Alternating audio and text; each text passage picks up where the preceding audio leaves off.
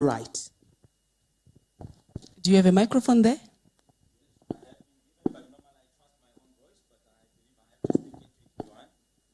Yes, please, because we're recording. Thank you. All right, okay. Thank you very much. Good evening, audience. It's actually very encouraging to see that we have got a very, very good turnout. My name is Makam Tasa. I am the Secretary General of the Zimbabwe People First political party. I am sure I've been asked to introduce myself in a bit more detail. By fate of my name as Mutasa, I was actually born into ZANU-PF. It wasn't by choice. At the age of 16, I was given my first political membership card in ZANU-PF. It was not by choice. Around the 1990s, when I was a little older and by choice, I participated significantly in the Forum for Democratic Reform. For those of you that remember the Justice Sansole and the late Chief Justice of the country, that was a forum specifically to push for democratic change. I left the Forum for Democratic Reform when it converted to a political party. A little later on, when the movement for democratic change started, I participated significantly in it as a pressure group. When it changed to a political party, I left. In the 2000 year, I was a founder member of what was then known as the Support Group for Democratic Participation in Governance. It actually sought to simply select across the political parties those that were competent and capable and those that we believed could represent the wishes of a good economy, a good political economy in the Parliament of Zimbabwe. Thank you, Mr. Mutasa. Right. You have Okay. 30 Thank seconds you. left. All right. In the year 2015, again, because of my name and what had then happened in ZANU-PF, I returned to politics under the Zimbabwe People First as a founding member. That is the brief life that I have in politics, and I'm looking forward to tonight's debate. I'm a firm believer in democracy. Thank you. Thank you very much. Thank you very much. Our next speaker will introduce himself.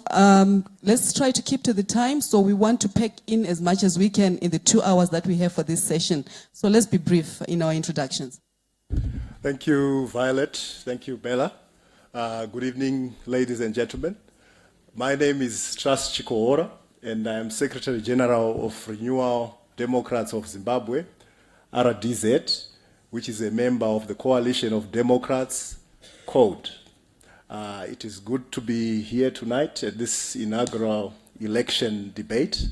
And as RDZ, we would like to provide leadership to lead Zimbabwe to become a united, peaceful, democratic, and prosperous nation. Thank you. Thank you very much. Our next speaker. Thank you, Violet. Thank you, Bella. It's quite exciting to be here tonight and see Zimbabweans actually interacting in this manner. My name is Benison Judantini. I'm the Treasurer General of the PDP with Lucia Mativenga as the President. I'm also, tonight, also acting Secretary General of the People's Rainbow Coalition. And I'm really excited to be here tonight, and we are glad to have an impact on what's going to happen with Zimbabwe going forward. Thank you. Good evening, ladies and gentlemen. I don't know whether I should start by complaining. This chair is a bit too high for me, and I feel like I'm going to fall over. Well, I can fix one thing for you. That's the microphone, the chair. I'm not so sure I can do it now. It's okay. My name is Mildred Mkandla. I'm the National Secretary for Education and Training in ZAPU. As you all know, ZAPU is the oldest party in the country. ZAPU has come in many forms. There's been other ZAPUs in the past. But the ZAPU that I represent today is the original ZAPU without a name. I've been in politics since the age of 8, after reading about Kenneth Kaunda and after reading about Pilgrim's Progress. I've been in I've held women's positions in ZAPU. I've been out of the country for about 34 years. And when I came back in 2011, I rejoined ZAPU and participated actively.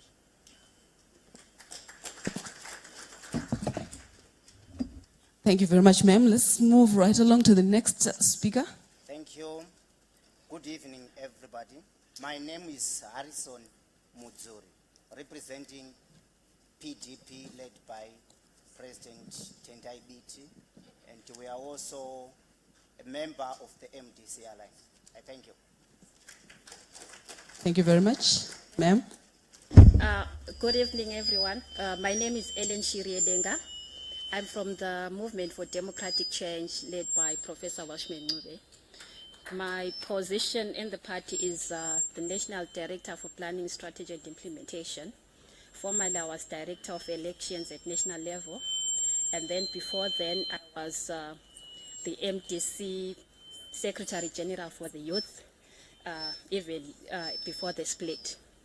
And we hope today we'll engage and debate and find a way forward for Zimbabwe. I thank you. Good evening, ladies and gentlemen. My name is Alpha Mtowongi from Zimbabweans United for Democracy, Zunde. I actively participated from Manicaland with the MDC before all the splits and everything else. Formerly, I've been an educationist and a marketer. Right now, we as Zunde are part and parcel of the PRC, People's Rainbow Coalition. Thank you.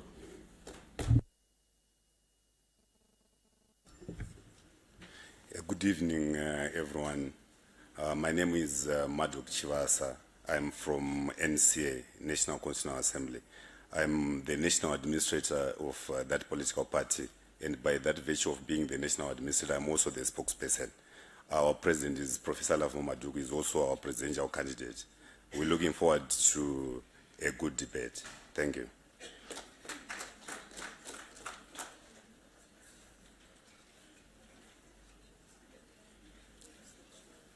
Good evening, everyone.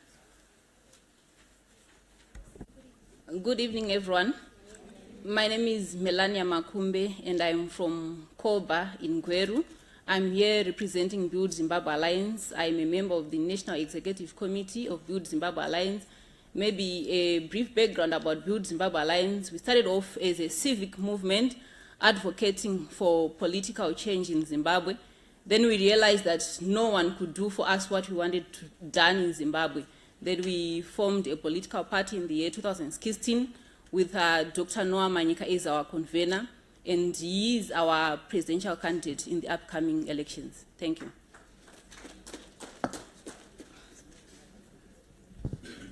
Thank you to our debaters. Could we give them another round of applause, please? In addition to our debaters, we have in the audience delegates from the political parties. May I kindly ask you to please stand if you're a delegate from the political parties so that we can acknowledge you. There they are. Please give them a warm welcome. Our delegates will be speaking from the floor to help their debaters. Feel free to use your pen and paper if you think that the debater has missed something out that you know. Please take your seats. Okay, we want to give you the background of this debate. So Violet and I are going to lay out why you are seeing the guests who are here tonight and why some guests that perhaps you were expecting are not here this evening. WIPSU, working together with the Women's Coalition, invited 15 political parties. All of them, except one political party, was unconfirmed. 14 of the political parties represent the opposition. One political party is the party in government. 3 of the political parties are political parties that are in parliament. 7 are political parties that have fielded candidates in previous by-elections. So that was part of the selection criteria. And then we need to also let you know that at this stage, 107, a staggering 107 political parties have indicated to ZEC their intention to run in the 2018 elections? Will you remember your political parties? Will you be able to vote in one go? Okay, these are some of the questions we hope to raise with our debaters. Isn't that so, Violet? Very true, Bella. And we really thank those who have managed to come for this debate. We need such platforms for you to interact with your constituencies. So maybe you help them put things into perspectives. I mean, out of 107 political parties today, we have 15 represented here. Maybe that's a sign that you are the front runners? Maybe? But anyway, we proceed. The context of this debate, there are a lot of issues we can talk about with our prospective political parties, ruling parties, that is. But for this particular debate, we are focusing on three main issues. That is gender equality, education, and we're also looking at the economy with special emphasis on what this means for women folk. I'm sure you know the people who are backing this event today, their major interest is in that gender equality. So most of our questions are going to be looking at that to see how well these political parties will serve us in those key issues that have become priority issues for the future of Zimbabwe. So we have our beautiful national constitution. Many of you have seen a copy. We're focusing on section 56 of the Constitution. And our first question to the debaters is, are you ready? Are you ready to comply with section 56 of the Constitution, which reads, women and men have the right to equal treatment, including the right to equal opportunities in political, economic, cultural, and social spheres. Debaters, over to you. Who would like to go first? Sir. Evening once again, ladies and gentlemen. I think for us in the PDP and also in the PRC, that question is easily answered. In both spheres, we actually have presidents who are female. In the PDP, where Lucia Mativenga leads the party as the president, she drives the agenda of this party. And she is a seasoned campaigner on these issues that are stated in the Constitution. In the PRC, we actually have a presidential candidate who is also a female. And these people are chosen from a forum full of men and women. And we find that this year, as far as we are concerned, this election is the year of the woman. Men have tried. We've gone through so many elections, and we've not delivered Zimbabwe. So this is the year of the woman, and I'm hoping that the women here realize that this is their election. Thank you very much. Before we move to the next speaker, to the next debater, maybe you would want to clarify how exactly that is translated in the structure of your party. How is it represented? We ensure in all our structures that we have equal representation. Whatever structure we have, even from the smallest unit from your branch or your ward, you actually have equal representation. Because the more we pay lip service to these issues, once you don't have it at the smallest unit down there, you will not translate that to policy at the highest level. So it must start from the grassroots and build it up. Otherwise, it's determined in boardrooms instead of grassroots. So it's translated that way in our party. Thank you.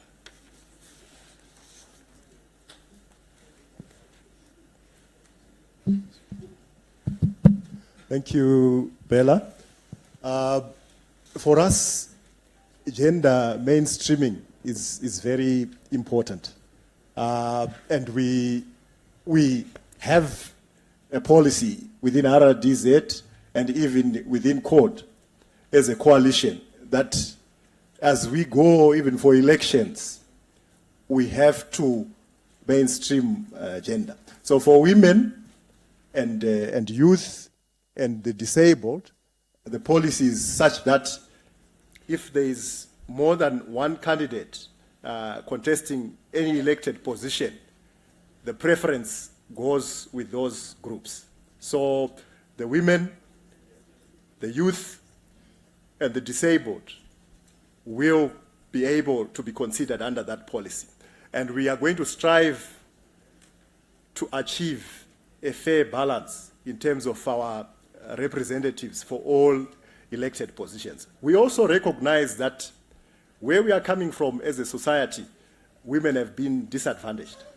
So when you look at our manifesto, there is a whole section to deal with women's issues, dealing with equipping women, training women, giving them the necessary skills so that they can be empowered, upscaling their skills, giving women access to markets, making them viable business people, consideration for grants by government, loans by government, and working together with the private sector. So as to get women to a position where they truly have equal opportunities with their male counterparts. Thank you. Thank you very much. In Zimbabwe People First, and I must say we are a member of the MDC Alliance. But as a party, Zimbabwe People First, we feel that our commitment to Section 56 is mandatory. It's not optional. We actually firmly believe that because it is enshrined in the Constitution, it becomes simply a matter of abiding by the law of the land. And we are doing it. We actually would want to see ourselves as a party with women in all levels of our structures and to the highest possible level where it is possible. We actually want to appeal to a lot of the women wherever they are so situated to join Zimbabwe People First for equal opportunities. Thank you. Thank you very much. Let's move the debate to this side. Thank you. Zimbabwe is party to the Convention on the Elimination of All Forms of Discrimination Against Women. And by that, ZAPO abides by that. We are working towards making sure that there is equality in the sexes in terms of holding high offices. ZAPO, as you know, came into force again in 2010. And since that time, efforts have been made and are being made to make sure that there is equality in the representation of women, in the participation of women in all decision-making structures. But as all of you will agree with me, this is not an easy thing. ZAPO's constitution says it shall endeavor to make sure that in decision-making processes, at least 30% of the women will be represented. But there was an amendment in 2012 which says we are aiming at gender parity. Ladies and gentlemen, much as we would want to have exactly 50-50, this is not an easy task. ZAPO, 2 or 3 weeks ago, signed that it was going to endeavor to make sure that these elections are going to make sure that there is 50-50 at every level. We've been going out to these districts, we've been going out to the rural areas, and we are preaching that to a lot of people, but it is not easy. But ZAPO is committed to make sure that even if we don't reach 50-50, we shall at least get somewhere near that. Some of our colleagues have actually said some of the problems that face women. In order to take part in this particular exercise, it's not easy. In 2013, coming from the UN, it was easy for me. I had cars, I had money.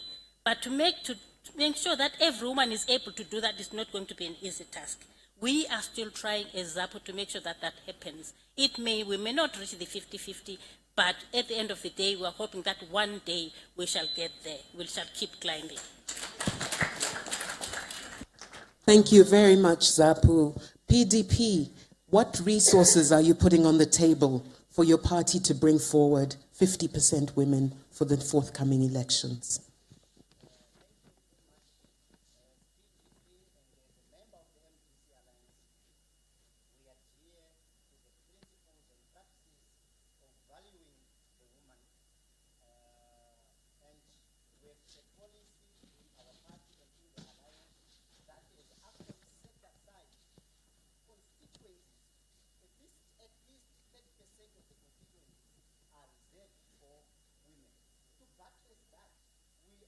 lobbying that in the electoral reform, we want it to be a national thing that if a constituent is reserved for a woman, it is called a female constituent, which means any party that contests in that constituent, that party must field a woman, whether it is parliamentary or at local level. That will enable us to uplift the women. I think. Okay, we can hear that the audience has questions. Can you note them down? And we will come to the audience after the debaters have made their first input. You can be very tough on them. We give you permission. Thank you. Next. Listen to say, we as the MDC, we are part of the MDC Alliance. And being part of the MDC Alliance means whatever manifesto issues that come out, they are done at a collective. And as we speak, we are currently in the process of drafting our manifesto. And however, as we are drafting our manifesto, there are lots of emerging issues. Like, for example, the 50-50 that you're talking about. Like Zapu has alluded to earlier on, it's not easy, for women to actually come out because of, various reasons. Like, for example, the background where they're coming from, the issues of patriarchy, the issue of violence in politics. So some women are scared of coming out. So as the MDC Alliance, we have taken cognizance of those issues. We have the Committee of Women, which is currently sitting down and analyzing those issues to say, okay, fine, given that background, what is it that we need to do? So as much as we are drafting our policy position, what we are saying is at the end of the day, we want to ensure that we have that 50-50 parity as we go towards the elections. And going to my political party as the MDC, we believe in devolution of power. And our theme being devolution is our revolution.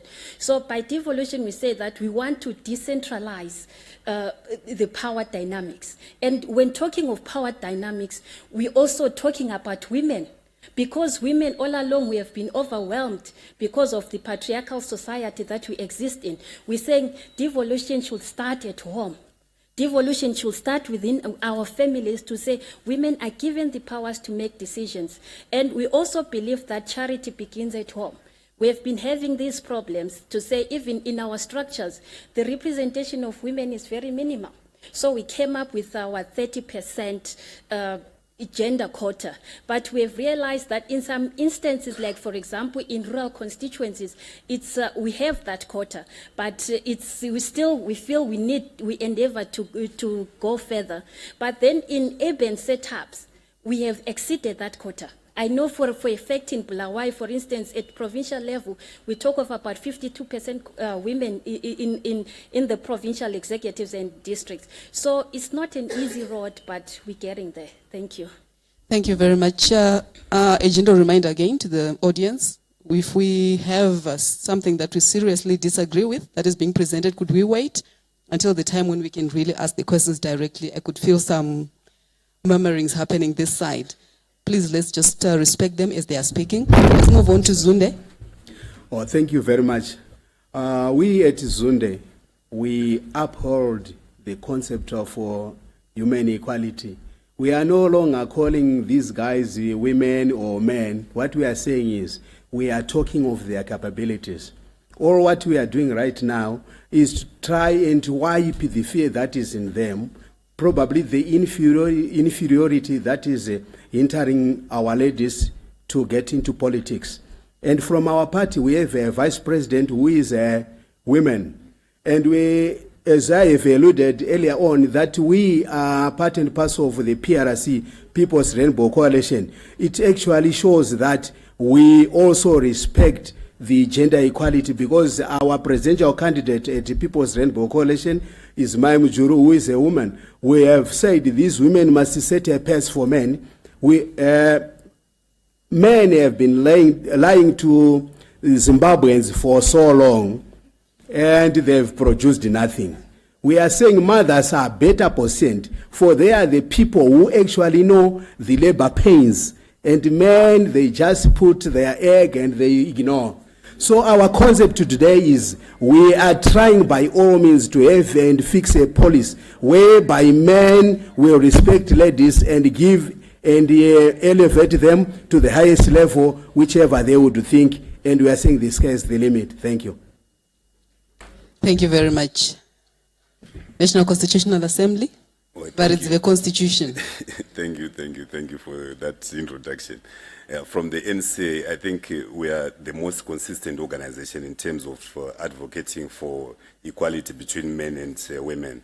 To start with, as a political party, if you look into our structure, our presidium, our president is Professor Lafmo Majuku, then our vice president is Ingani Munkala from Mat North.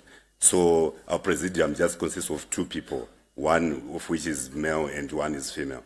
Then if you look into the aspect of the section that you are quoting from the Constitution, you will remember that as NCA, we thought that that particular section that Isabella was quoting from was paying lip service to the issue of equality.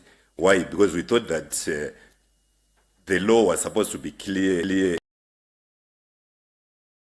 For instance, we thought that if we've got a parliament with 210 seats, there was nothing that was going to stop us from simply putting it in the constitution that of those 210 seats, 105 must be for women and 105 must be for men. So is that what you're advocating for? That is exactly what we're advocating for, and good to the social media. If you Google right now to see one of the reasons why NCA was saying that the constitution was bad and advocating for a no vote was that it was not giving women the opportunity to be in positions of responsibility. Then the last thing is that is we're looking for... interrupt you there. Are you telling us today that the NCA is going to field half of its candidates as women? Is that what you are telling us? That's exactly where I was going when I was saying my next point. All right. Thank you. So as we are choosing our... Prepare your questions, comrades. As we are choosing our candidates, what we have done is that you realize that the NCA is going to be the only political party that is going to field more female candidates. Why I am saying that is because of the template that we are using. We are saying that we have given the task to the provinces to choose candidates. So we are saying that in provinces where there is an uneven number, for example, let's say we've got 29 seats, we say that they must come up with more women than men. And in provinces where they've got an even number, then they can have 50-50. So if you calculate that, you realize that we actually have more than 105 women candidates. Then also in terms of the local council, we've got 1,958 council seats. We're also going to ensure that half of them, they are contested equally by men and women. We're going to field one presidential candidate, and we're going to field 210 parliamentarians. We're going to field 1,958 councillors as NCA. So I think we, as the NCA, as a political party, since we're in civic society organization, we've never paid lip service to the issue of equality. We actually show by doing it. Last but not least, to respond to that question, Build Zimbabwe Alliance. Thank you very much, Bella. Build Zimbabwe Alliance is an alliance of all citizens willing to participate in the rebuilding of our economy and our nation. And as Build Zimbabwe Alliance, we are committed towards the building of an uncommon social contract where we are saying every Zimbabwean is important to this cause. We are saying as Zimbabweans, we need each other. We are not really looking at the issues of race or your position in society. We are saying if you are a Zimbabwean and you are willing to participate in the rebuilding of our nation, we are going to have you participating as a party.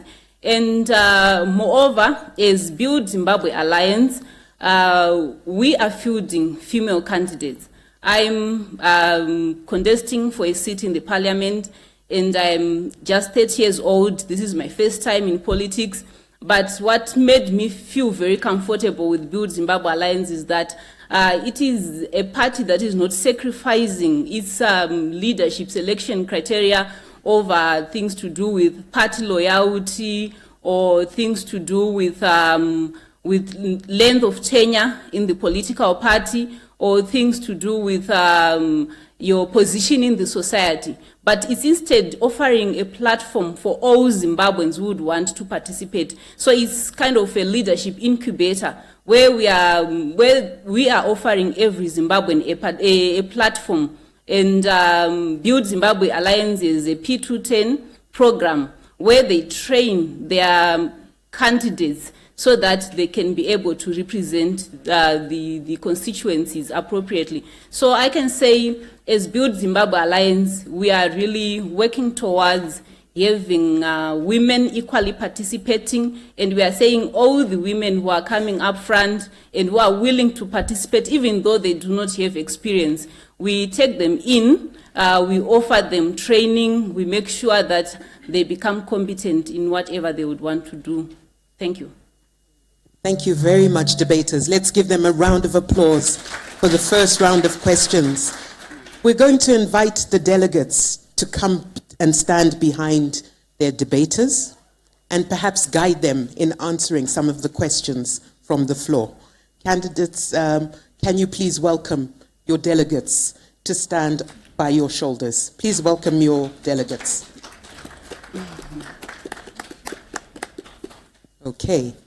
And we're going to take our questions. Can you show by raising your hand? Aha, aha, fantastic. Okay, I'm going to start in purple, like me. Tell us your name and can you give us your question, please? My name is Togo Mache. Can I start with a comment?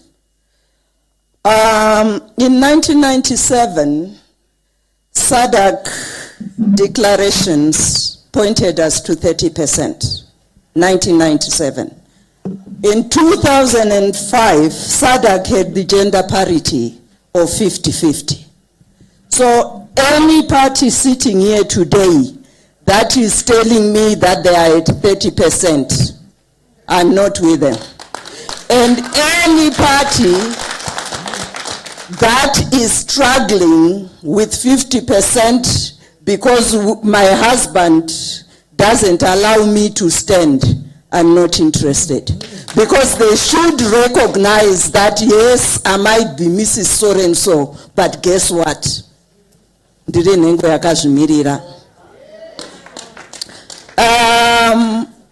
Trust. You talked about gender mainstreaming. And you lost me, my brother. Because gender mainstreaming was very much pushed by the UN years ago. The UN itself, the last time I checked, had 13% in their high administration of women. And they've been pushing gender mainstreaming for a long time. So my question is, what exactly does gender mainstreaming mean? For me as a woman, and you want to mainstream me, what does gender mainstreaming mean? Because as a gender activist, as a feminist, I don't buy it.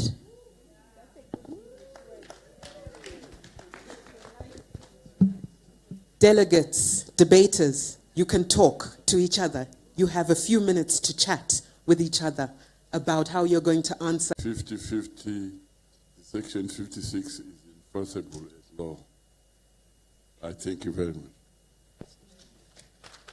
All right, we'll take a question here. Thank you. My name is Kwaliwe Majama. I'm a feminist. My question is going to go to, and for no particular reason, but that you did acknowledge that there are challenges with women's participation in politics. So this is for the MDC and ZAPU to just find out that what is it that you have been doing, and probably the NCA as well. What is it that you have been doing beyond acknowledging that there are women in the party, in terms of acknowledging that there are challenges in terms of, just women's participation, capacity that you're talking to, and, just the economic challenges there, the resources for them to be contesting in the elections. What policies do you have within the political party to recognize that there's need for that equity by acknowledging that there are challenges already in terms of, just supporting the women's caucus or the women that you have within the political parties? I'll be interested to hear this because I think it speaks to sustainability and it also speaks to just acknowledgement of different generations of women that will be coming into the parties. Thank you very much. We have a question over here. The lady with the scarf. Could you stand up, please? Please go ahead. Thank you very much. My question is to all the panelists. What is the gender representation in your executives, your politburos, your main wings, or maybe the top 8 of your political parties, which is the main decision bodies in your parties? If they are less than 50% as stipulated by our constitution in regards to gender equality,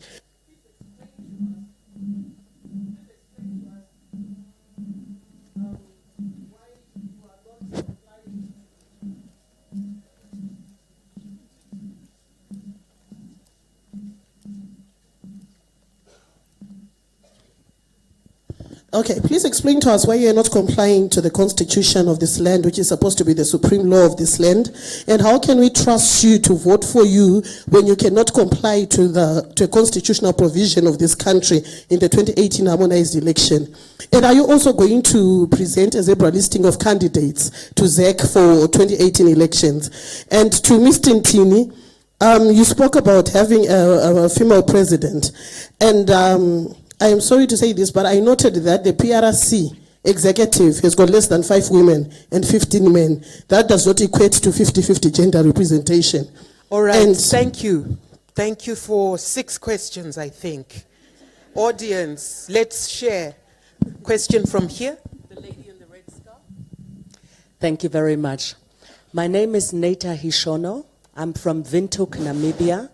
I'm here on the ticket of the Women's Coalition of Zimbabwe. I want to share with you something from Namibia. I'll be short. The ruling party in Namibia, SWAPO, in 2014, they changed its constitution to 50-50 zebra-style list. And it really hurt some elderly politicians, some male politician to leave the playing field. But it's done. It was done in Namibia. We are there. So my message to all the political parties here and to all the 7 political party, it's doable. SWAPO has done it.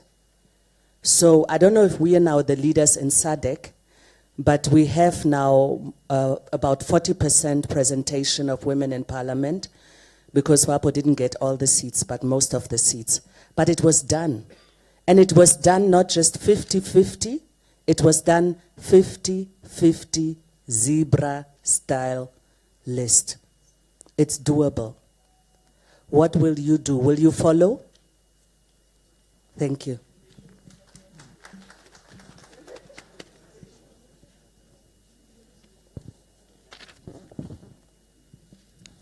Thank you very much. I think we've taken enough questions for this first part of the question and answer. Our candidates here might actually forget the questions. Do you still remember the questions that were fielded to you, sirs? You've forgotten yours? Okay, that's fine. I think we'll just go by the order the questions were thrown to us. So I think we're starting with NPF. Your response to the question that was thrown to you.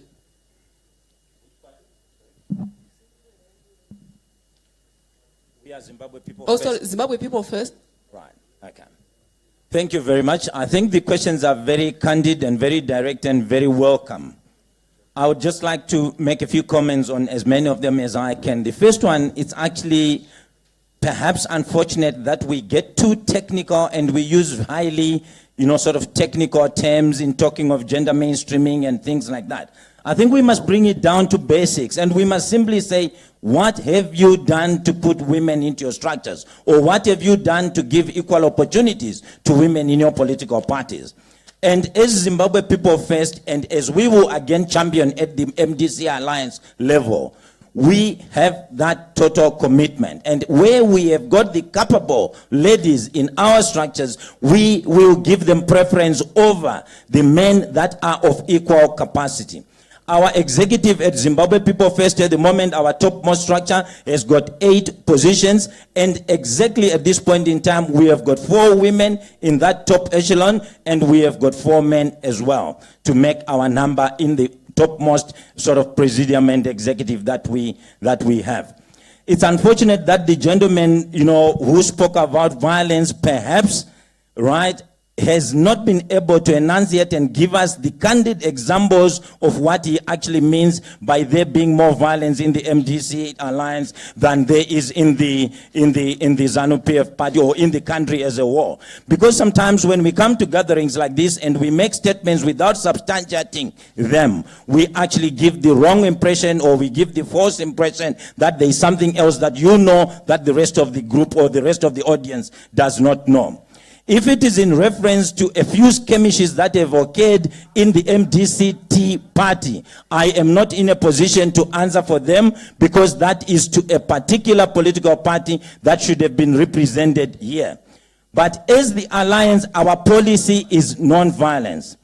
And as ZIMPF as a party, we do not condone violence against women, against children, against anyone for that matter. And where it happens, the law must take its order, the law must take its course, and it must demonstrate.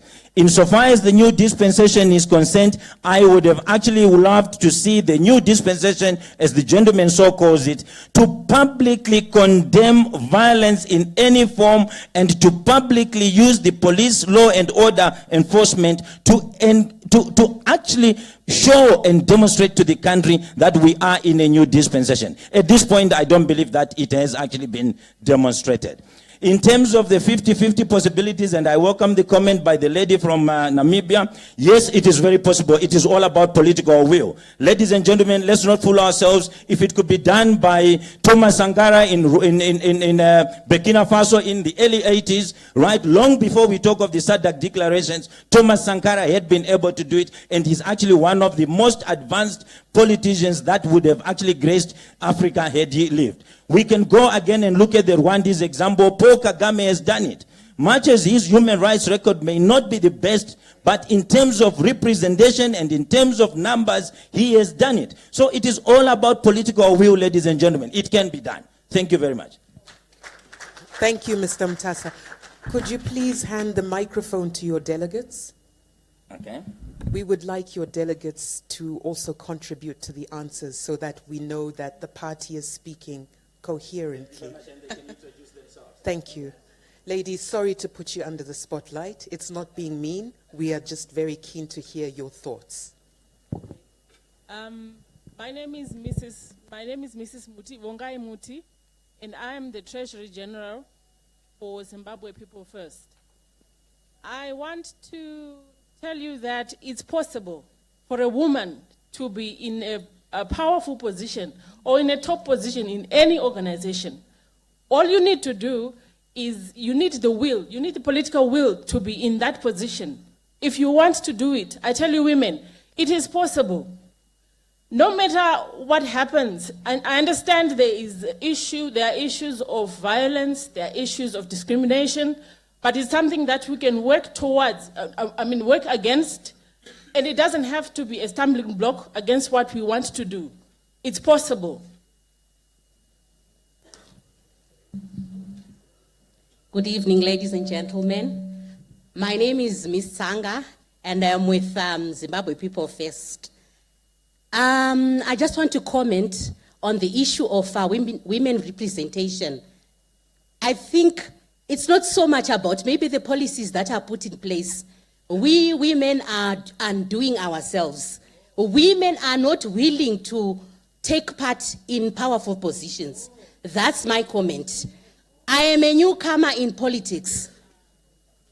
Yeah, okay. I'm actually new in politics. But you find that, at times, when women are given the opportunity, they are not forthcoming. So women out there, we urge you, to actually come forward and take charge. Thank you.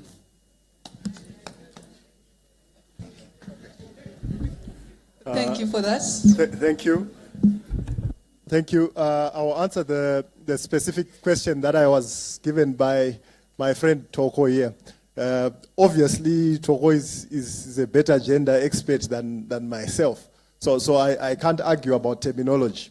But to put it in simple terms, we are doing all that we can to achieve 50-50. We are committed to achieve 50-50. We are working with the ladies to help them to participate in the elections. We are, in some instances, we are even favoring the ladies, if you want, in preference to the men. I'll give you a case in point. Even our own party treasurer general was vying for the same seat in Mfakos with a lady colleague. We even had him stand down in preference to the lady colleague. And now he will participate in the Senate elections. This is a live example for the court parliamentary candidate in Mfakos. So we are walking that talk. We may not be very clear on the terminology, but on the ground, we are doing what we are supposed to do. And my colleague here will also give you the statistics for the by-elections that we have participated in so far, which will also demonstrate our commitment towards 50-50. Hello, people. My name is Nolini Uta, National Organizer for Women Wing. Ndiri nengo yakazvimirira inomiririra vakadzi kunyanya. As RDZ, we already exercised 50-50 issue. For example, we participated in 4 by-election and 3 were women. Already it's 75%.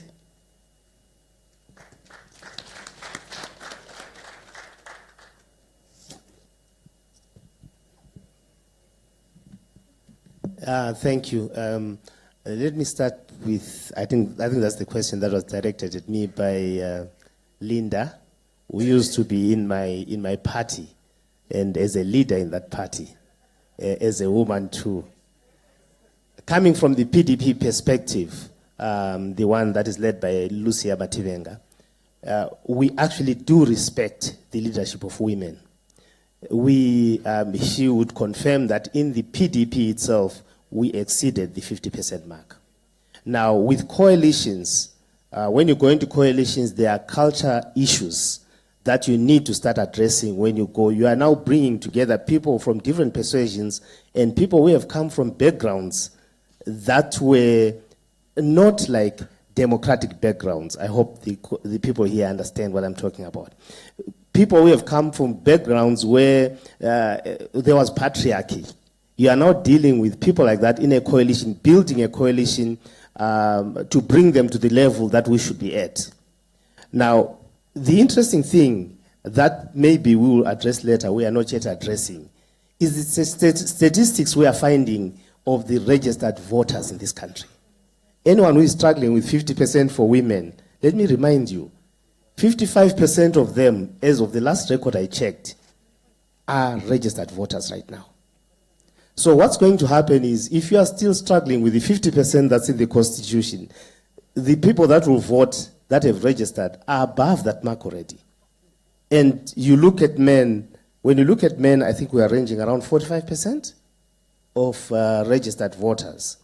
So this issue is not about trying to say we deal with it at candidacy level. We deal with it, the very culture that oppressed them is the very culture that we need to deal with to actually say reality is this. So we need to deal with reality, not only when we are saying we have run out of a candidate in Fakosi, then we've got a woman we are going to fit.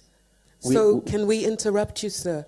Are you telling us that as you campaign, you will be letting the audiences at your rallies know that you want them to vote for women?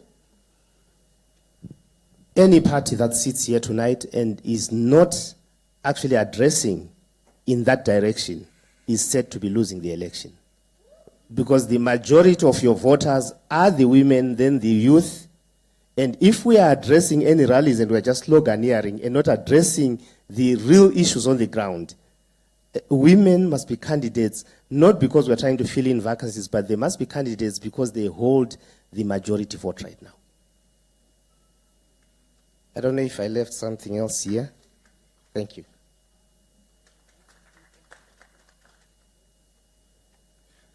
Where do I begin? I think for ZAPO, you could respond to the questions that were directly thrown at you by Ms. Koliwe Majama, and that's ZAPO together with MDC. I'm right, Koliwe? If you could directly respond to those questions. Yes, there was a question directed at us, like we're making efforts we haven't gotten there. And I think the question was, what are we trying to do to make sure that we get there? You know, I think it's always easy for people to say we have reached 50-50, and when you go to the ground, you don't get that.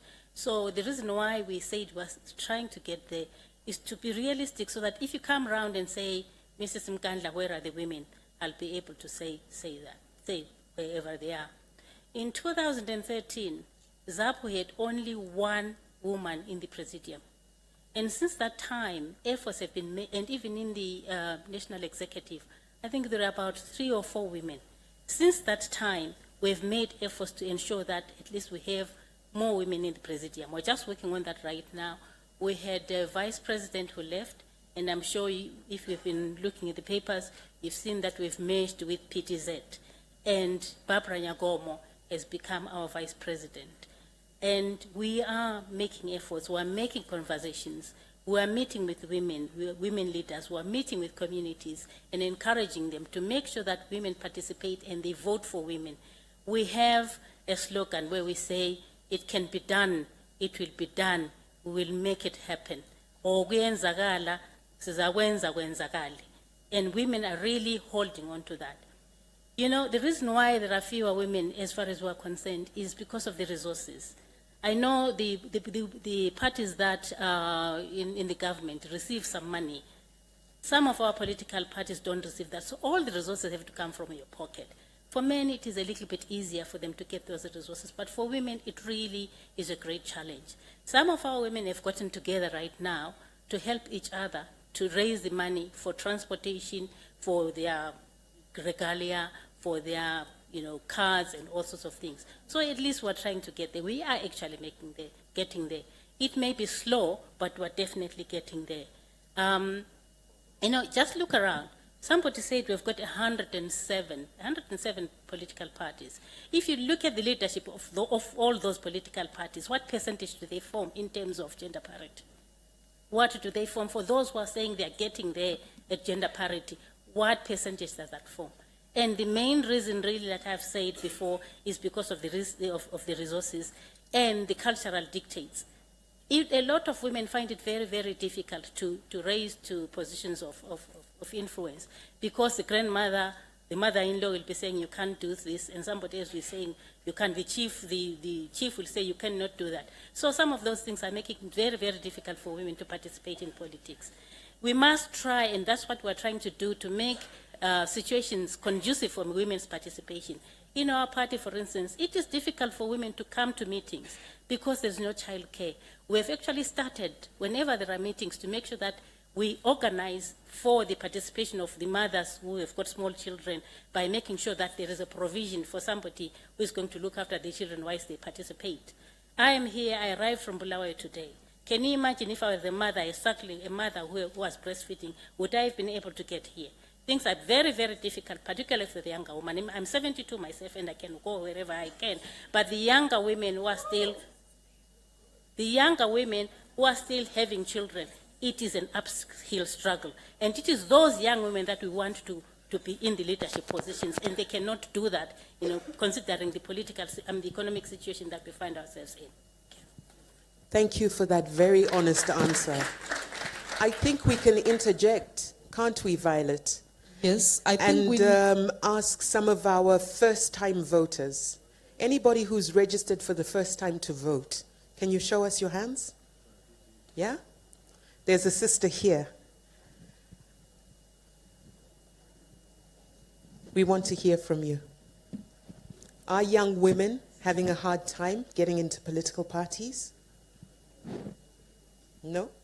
Okay, thank you. Anybody else? There's a hand there. Is there a response coming from this side? Mike here. There's a hand here. My name is Rainbow Change. I think women generally are having a hard time getting into politics. The young women.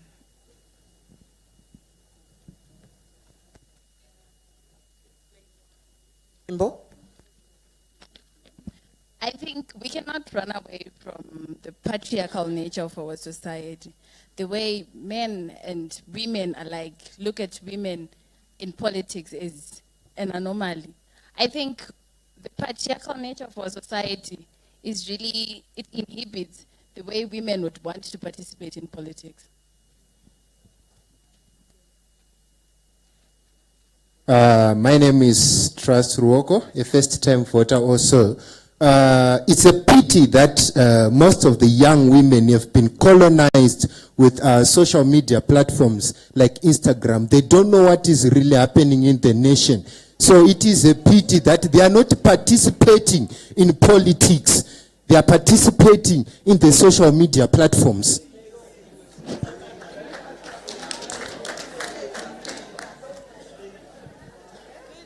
Good evening. Okay, my name is Vongai Zimudzi. I'm a first-time voter and I'm also an aspiring candidate for Etfudwa 22. I do not think that women, speaking from my own personal perspective, it's very hard for us to get into political parties. I know of so many young women who got exposed to rape in political parties. There's way too much ageism in political parties. You can't even run for office when you're still young in political parties. So for me, I do not think my political parties, they're safe for young women. So yes, this is my thoughts, and it is actually based on my experiences. Good evening. My name is Liel, and I'm from Deaf Women in Tibet. Well, I would like to say young women, they might want to aspire or want to participate in politics, but the problem is, as for women with disabilities, there are no resources that support them to participate. Like deaf women, they don't even, sometimes you don't even have facilities. Even the political parties supporting people with disabilities. So it's becoming a challenge for young women with disabilities. Thank you. Thank you very much for the contributions. I think we need to get the show on the road again. I did mention that we have got 3 segments to this debate. The first one was looking at gender equality. We still have to look at economy. We still have to look at education. But you can keep your questions. We will come back to you after closing off another segment. I'm sure the questions will still be as equally relevant to the next discussion. I'm told there's just one burning contribution. Can it be quick so that we move along? Thank you. My name is Elizabeth Tugwete, and I'm a student as well as a volunteer at Katwi Sisterhood.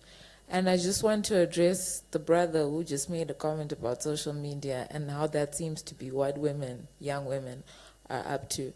That's the problem with Zimbabwean society. Like, we're so obsessed with policing everything that a woman does. And I don't understand it. As in 2018, you can't actually stand up and tell a whole room full of people that the reason this society is crumbling is because of Instagram. That is false. This society is crumbling because men don't respect women and our bodies are politicized. So in going on with this deliberation and this talk, please be conscious of what you're actually saying. Like, let it make sense and let it progress the agenda. Thank you very much for that contribution. Now, just to summarize that first segment, we were trying to answer the questions whether the parties represented here favor increasing or reducing female representation in politics. whether the party positions on voluntary party quota are equitable representation of women, and we were also looking at what steps the parties have taken in reference to constitutional provisions, section 17 and 56.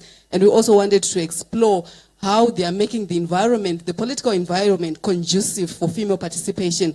We close off that segment. We move on to education. I know education contributes to the first one that we are talking about, gender equality.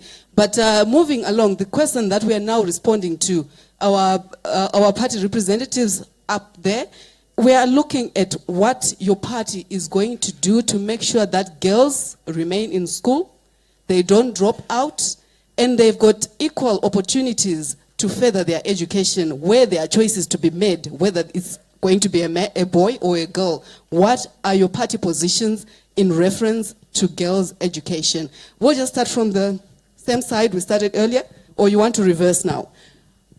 It's starting with you this time. Build Zimbabwe Alliance. All right, thank you very much. Before I answer on the question that you just asked, I wanted to also contribute to the previous question. Where sorry, if I can stop you there, we need to move forward. Can we move? Yes. All right, thank you very much.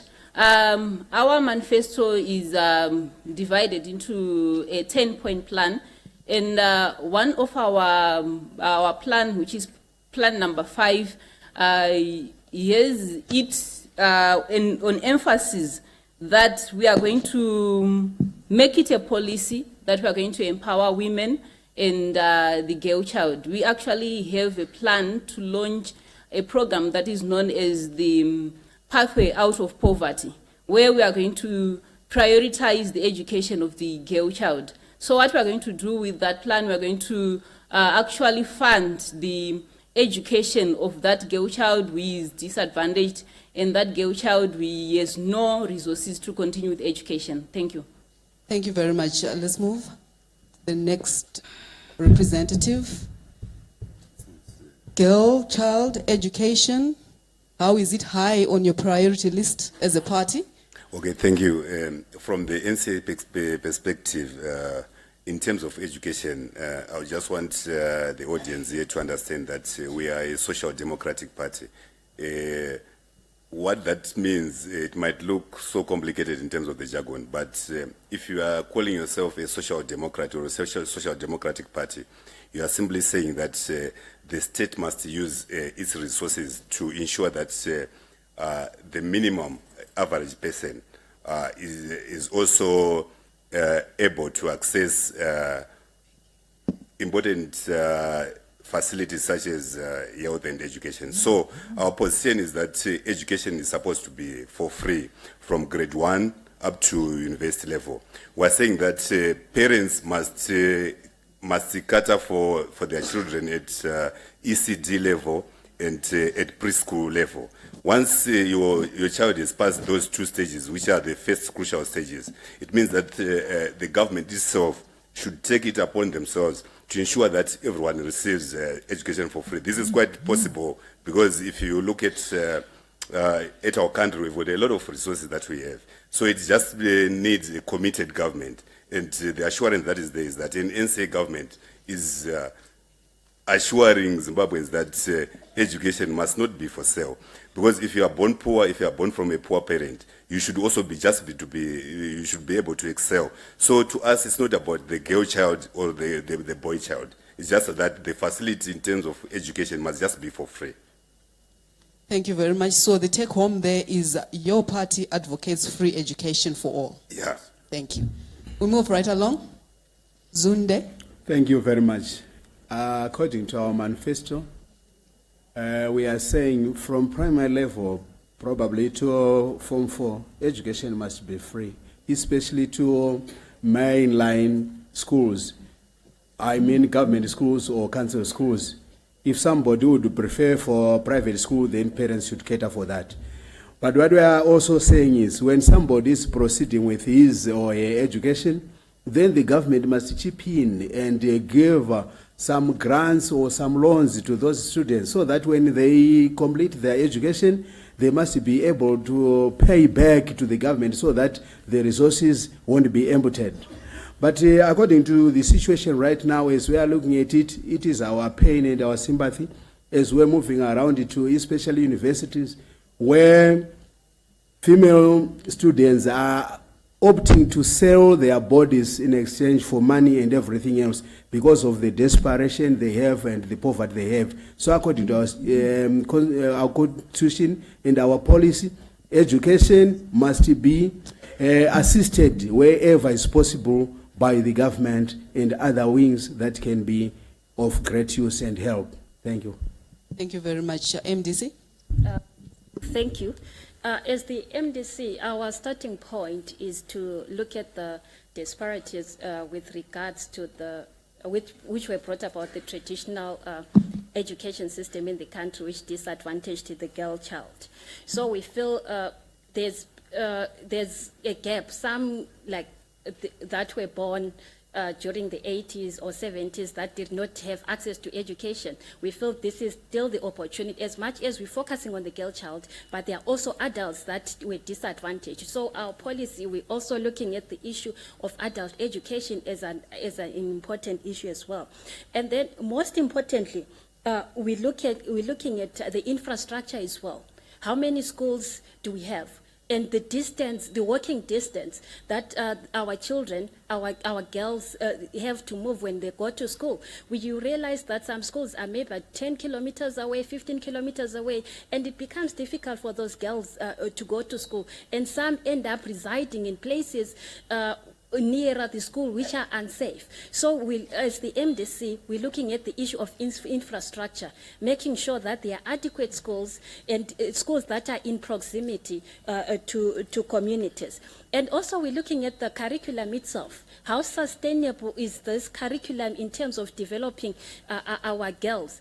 We're looking at the issue of, for example, there's the Nzira Masanga Commission, which has not been implemented, but it's a very good document. It has been shelved somewhere.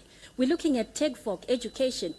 There are some that are not academically gifted, but then they could be technically, they could be gifted. They can do some other things. So we look at, issues around arts, even cultural issues that can actually help them in advancing their lives. So we're looking at tech-folk education as also one of our concerns. And then I think should be in 2013 when the Ministry of Education conducted a study, and out of the study, it came out, I think, about 13,000 learners dropped out of school. And out of those learners, 52% of the girls that dropped out, I think girls were about almost 8,000. 52% of those that dropped out, it was due to early pregnancies. And if one falls pregnant at a tender age, some will even grade 6, grade 7, what it means is that they will now be adults at an early age. So now that is the challenge that we as the MDC, we're saying, okay, fine, there is that problem. What are we doing to address early child marriages? And we're looking at issues like the issue of infrastructure, which I spoke about, the issue, even education itself. Our education system, how does it help in inhibiting all those, all those challenges that compel young girls to indulge at early ages? So those are some of the issues that we're looking at. Thank you very much. Let's move along. Next speaker. Thank you.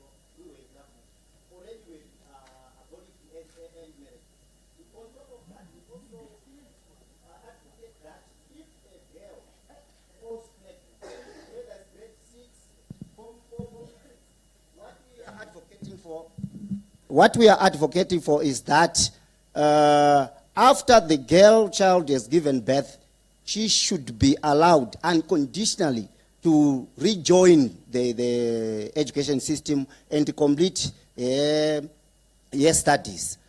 We also advocate that the government should be in a position to provide per capita grants which are in favor of the girl child. That is, we are proposing that at least if the boy child is given a quarter, the girl child must be given 3/4, just as an affirmative action to promote the inclusion of the girl child. We also want this issue of grants to be continued up to university level. I thank you.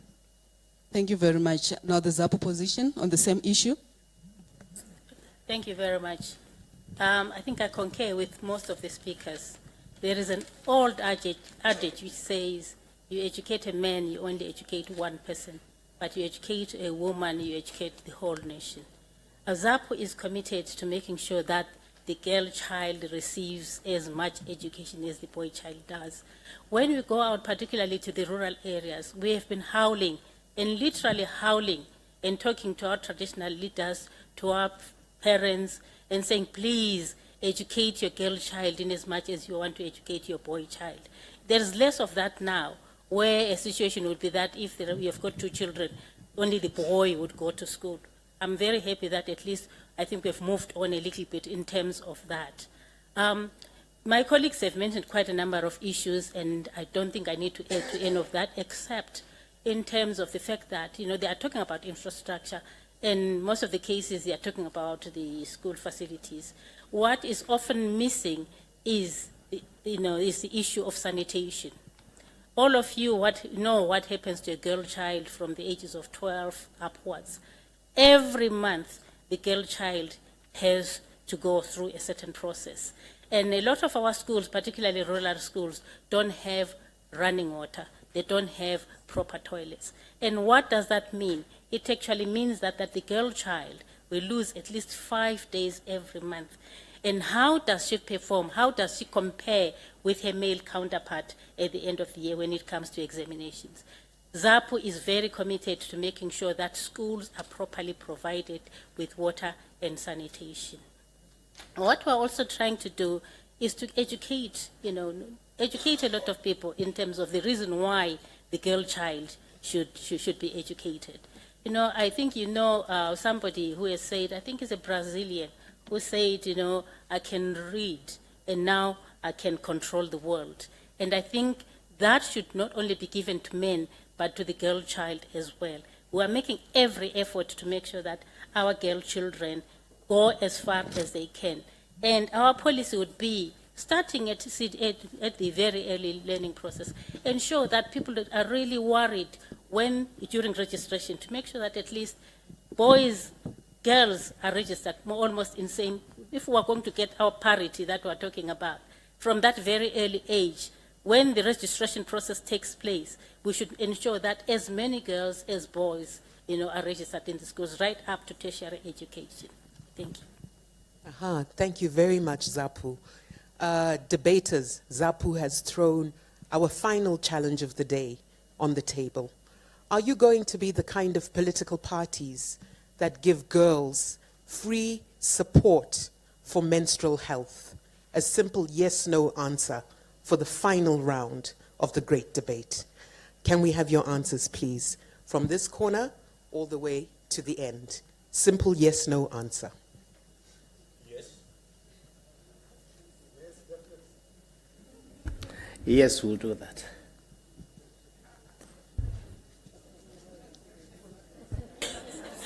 We are working at that. Yes. Yes. We will unconditionally do that.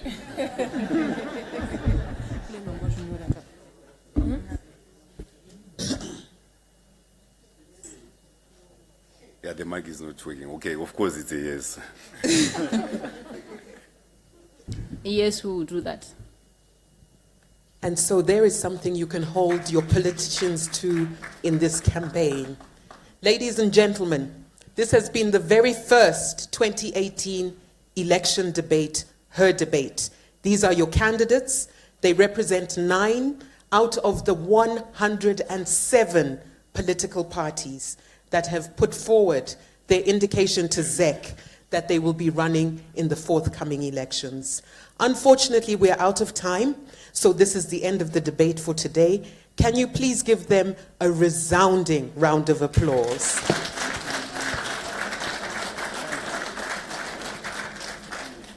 Debaters and candidates, we would like to ask you to also give thanks to your audience for all the questions that they put to you, and for the fact that these are the people who will ultimately decide whether you will be in the next government or not. Debaters. Thank you very much. We're now going to hand over for the closing remarks to Opomoyo, who is with the Women's Coalition, the executive, to give us the closing remarks and the vote of thanks. Please give her a warm welcome. Thank you, Bella. Okay, thanks. Thank you, Bella. Oh my goodness, I can't believe it's over. Confirm it was a very interesting evening. We enjoyed ourselves. Can we give the debaters another round of applause? I've always hated this, to say thank you, because at times you end up forgetting some people, but I'll try my best not to forget. I'd like to take this opportunity on behalf of Women's Coalition, and I think WIPSU as well, to thank the debaters. Thank you very much for coming. The delegates from the political parties here present with us, Women's Coalition and WIPSU for the splendid work done. The partners that supported this event, the press present, the members of Women's Coalition, and of course, Bella and Violet. It was lovely. Thank you very much. For all those I forgot, thank you. It was a lovely evening. Enjoy your night.